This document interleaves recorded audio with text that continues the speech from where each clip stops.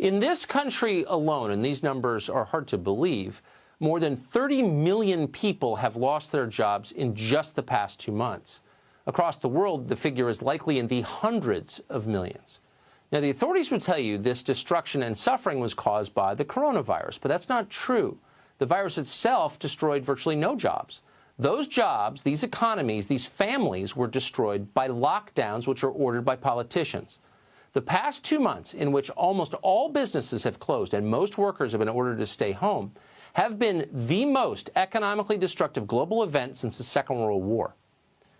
Now, we've been assured repeatedly that all of this was absolutely necessary. The World Health Organization praised the government of China as a global model for responding because China quarantined an entire city bigger than New York City for 2 months. Top health officials told us we had no choice but to follow suit. Our politicians agreed, and they threatened to arrest anyone who didn't obey their orders. Not surprisingly, most citizens dutifully complied. As lockdown spread across the world, one country stood apart from the rest: Sweden. Unlike almost every other Western nation, Sweden steadfastly refused to lock down. Restaurants there stayed open, so did schools. Life remained, for the most part, fairly normal under the circumstances. Now, our media normally extols Sweden as the paragon of wise policymaking. They love Sweden, always have, soft socialism. And yet, on a dime, they turned. Suddenly, we were told that Sweden was, in fact, a corpse-strewn hellhole. Quote, is Sweden's lax approach to the coronavirus backfiring?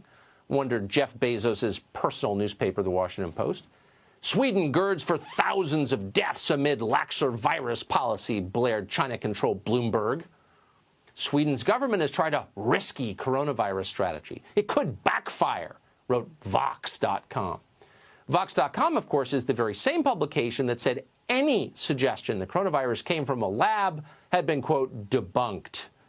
As always, Vox was confident, smug, and totally wrong. What morons.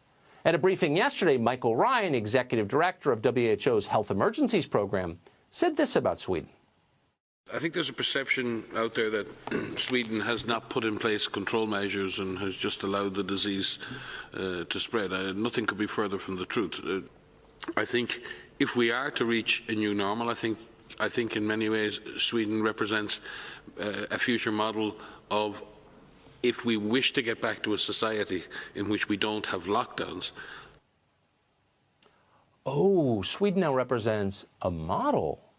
So after a month of sustained hysterics and propaganda praising the Chinese government's lockdown policy, in which people were locked from the outside in their apartments until they starved to death, after months of hearing how great that is, after incalculable damage to hundreds of millions of families, the World Health Organization is now telling us, almost casually, that actually our model should be Sweden. Now, who is the man you just saw speaking? Have you seen him somewhere before? I think you have. Just a month ago, that guy's model was not Sweden. It was Khmer Rouge, Cambodia. Watch this. In most parts of the world, due to lockdown, most of the transmission that's actually happening in many countries now is happening in the household, at family level. In some senses, transmission has been taken off the streets and pushed back into family units. Now we need to go and look in families to find those people who may be sick and remove them and isolate them in a safe and dignified manner. Oh, so we're just going to go into people's homes, presumably armed, and kidnap their family members if they might be infected. That was the World Health Organization's idea for fighting coronavirus just a month ago. It got virtually no publicity because our media, of course, agree with it. It was insane. That's pretty clear now. We're glad WHO is admitting it was insane, in effect, though it's not much comfort at this point. The World Health Organization has always been wrong about coronavirus. WHO told us it could not spread from person to person, a lie. They said the virus had been stopped and wouldn't spread worldwide, a lie. They said it was racist to talk about where the virus came from.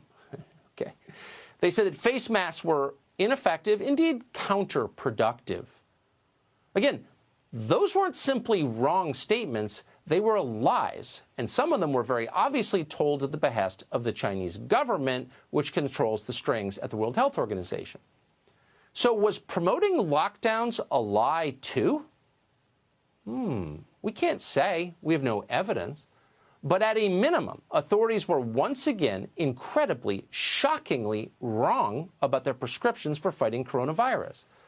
The strategy they pushed relentlessly, in fact, forced us to follow, hurt us in the end more than the virus they claimed to be fighting. And at the same time, they silenced anyone who dared disagree with their silly prescriptions. YouTube removed a video by two physicians calling mass quarantines excessive. In fact, just suggesting they might be excessive. Can't have that. It's against World Health Organization policy. Facebook took down pages for political protests and called them misinformation. So what did that misinformation consist of? It consisted of American citizens pleading for Swedish-style coronavirus policies, the very same policies we are now told by the World Health Organization are a model for the rest of us. Has there ever been a bigger screw-up? Probably not. But you know what there hasn't been? Even a second of self-reflection. For our professional class, our smug overlords, being wrong on the single most significant policy decision in living memory is no reason to abandon a sweeping power grab, which they are deeply enjoying. Today, Adam Schiff, let us remind you, one of the most powerful figures in government, he's the chairman of the House Intelligence Committee, sent a letter to YouTube, Facebook, and Twitter, the tech monopolies, telling them to, quote, remove or downgrade opinions that he disagrees with. In The Atlantic, supposedly mainstream law professors called for a permanent switch to a Chinese-style censorship regime in which government and the tech monopolies have absolute power to silence ideas they don't like. 3 months ago, this stuff would have been laughed off the stage. Now it's everywhere all the time, and we're starting to accept it. Don't expect it to stop either. Protecting public health, it turns out, and this is becoming really obvious, was just an excuse, a pretext. For the people in charge, rolling back your rights and making you obey was clearly the goal. Bjorn Lomborg is president of the Copenhagen Consensus Center. He's author of The Skeptical Environmentalist, and we're happy to have him on tonight to assess what we're now told should be our model, Sweden. So, Bjorn, thanks so much for coming on. Were you surprised to hear World Health Organization hold up Sweden as a model? Well, I think it's great that they're doing that. And honestly, Sweden is what you get when you ask experts to run the show. That's what they've been doing. Look, if we don't have a cure and we don't have a vaccine, which doesn't seem to be forthcoming, you really only have three options. You can just let corona rip through society. You can have moderate social distancing, which is what Sweden has done. And you can have a strict lockdown, which is what many states have done. Nobody's suggesting you should just let corona rip through. But likewise, you also need to understand that a strict lockdown is just simply not sustainable. You can't ask people to be locked down for months and months on end. And also, you're just simply pushing most of the deaths in front of you. And that's why I think it was inevitable. Sooner or later, we'd have to realize we'd all have to become somewhat like Sweden, a smart solution, something that tackles the issue and keeps the level of infection below the capacity of the healthcare system, but doesn't actually say we're going to have something that we can't live with in the long run. Are you surprised by the hostility that Sweden, which has spent many decades being the object of sort of universal love from fashionable people, the hostility they receive for doing this? Well, I mean, I think it's understandable that a lot of people say, here's a big dangerous disease. We've got to do something. And if you can actually just squash it by locking people down, it's an understandable immediate reaction.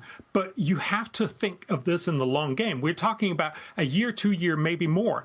And you can't have a strong lockdown forever. And that's why I think you need to recognize, if you look at what most epidemiologists tell you to do, is to flatten the curve so that your health system can handle this. That's what Sweden has been doing. It's not actually locking everybody down, both because it has a huge economic cost and it actually doesn't solve the problem in the long run.